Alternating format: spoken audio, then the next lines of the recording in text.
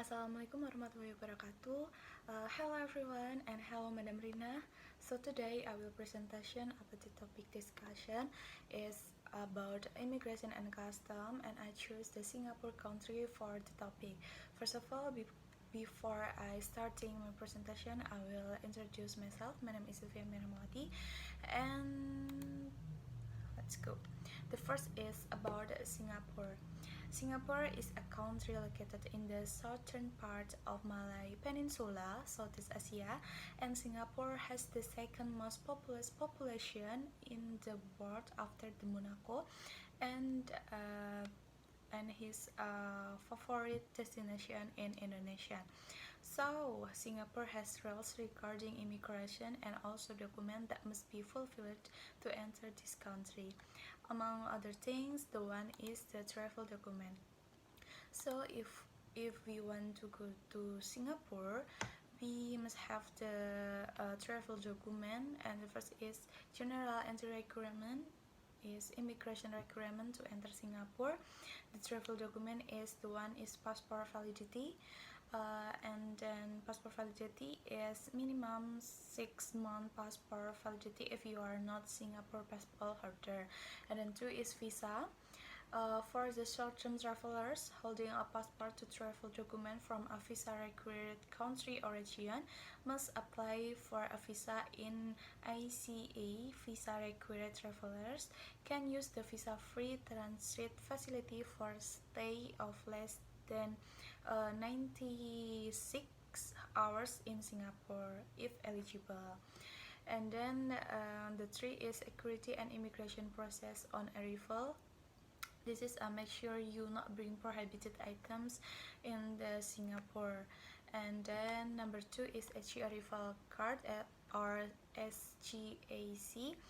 All travelers are required to submit the SG arrival card within 3 days, including the day of arrival, before arriving in Singapore, except those transiting or transferring through Singapore without seeking immigration clearance, and Singapore citizen, permanent resident, and long-term pass holders entering via land checkpoint.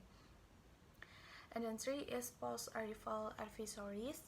It means a visitor who wishes to stay beyond the period of stay granted can apply for a visa for a visit pass extension online using the service. Nah, application must subject to approval. And then travelers on short-term visit pass are also not permitted to engage in any business, professional or paid employment activities within Singapore. Our first staying is also a punishable offense in Singapore. And then this is our public health requirement. This is a yellow fever requirement, so President and international certificate of vaccination for yellow fever. If you have visited any country at risk of yellow fever transmission in the 6 days prior to arrival in Singapore. The next is immigration law and custom regulation or policy in Singapore. The first is immigration law in Singapore. If we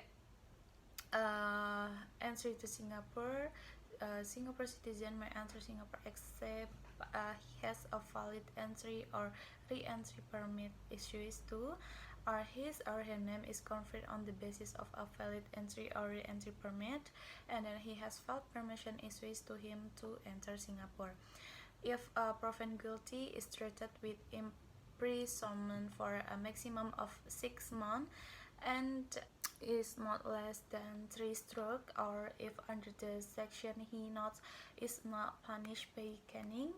In law of caning, he will be punished by a fine not exceeding $6,000. And 2 is every person entering or staying in Singapore based on a valid permit issues under this law is required to complete and embarking from and submit it together with a passport or other travel document for inspection by an immigration officer when leaving Singapore. And violation shall result in a fine not exceeding $4,000 or to imprisonment for a term not exceeding 1 year to boot. And then this is of items are prohibited from entering Singapore. The one is a dangerous special of wildlife and dairy products, and two is concealed weapon, flick knife, graffiti knife, and other in here. And then three is absence article, publication, and reproduction of copyright publication. And four is any product containing nicotine or tobacco that may be used topically for application. And the next, this is items are prohibited while we enter in Singapore. The first, distributing, using, and bringing in drugs into or in Singapore, and then spreading hoax news via social, and three, talking too loudly on public transportation. Four is starting at the opposite or some sex for too long, and then taking a photo of someone without permission, and then littering, and then smoking in public place or facilities, and then smoking without paying excess duty, and then flying a drone without permission, and then crossing the road carelessly, committing pornographic in public, and then scribble graffiti or damage public facilities, and then feeding pigeon or wild animal in public place. And then this is several types of goods are allowed to enter Singapore but are limited and require permission from the relevant technical agents, such as the one is animal, bird, and their byproduct, a dangerous species of wildlife, ornamental with plants, and then two is fish and seafood product, fruit and vegetable, meat and meat product.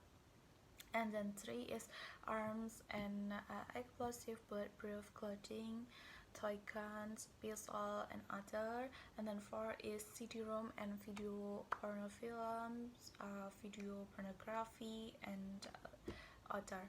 And then five is medicine, pharmaceuticals, poisons, dangerous cargo. And then last is ionizing radiance or air, and then radioactive material. And then this is a report data or good and service tax, evasion, and other ill-cat trade. Example of tax evasion is the one is smuggling of goods into Singapore, two, under declaration of value of the goods imported into Singapore, three, under declaration of the quantity of goods imported into Singapore, four is falsifying declaration on document submitted to Singapore custom, and then five is diversion of tax suspended goods from license permits into Singapore market.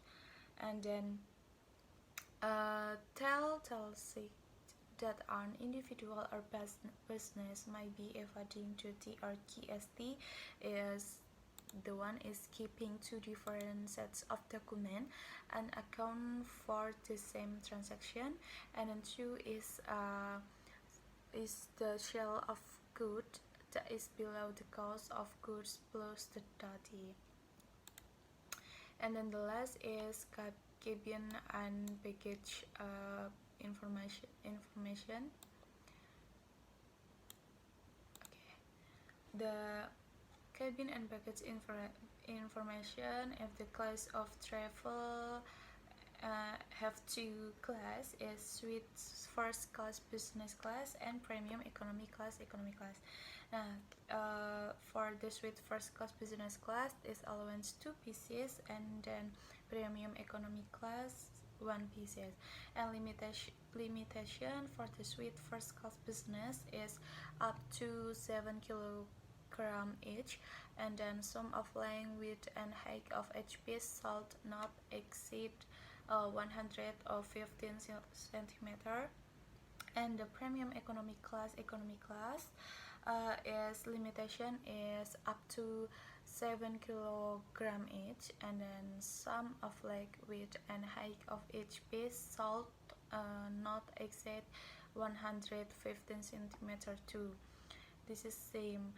And then for the safety, comfort, and convenience of everyone on board, it is important for us to ensure that the overhead compartments are not excessively full and the cabin remains clutter-free. Okay, this all presentation for me. Thank you for attention, and wassalamualaikum warahmatullahi wabarakatuh.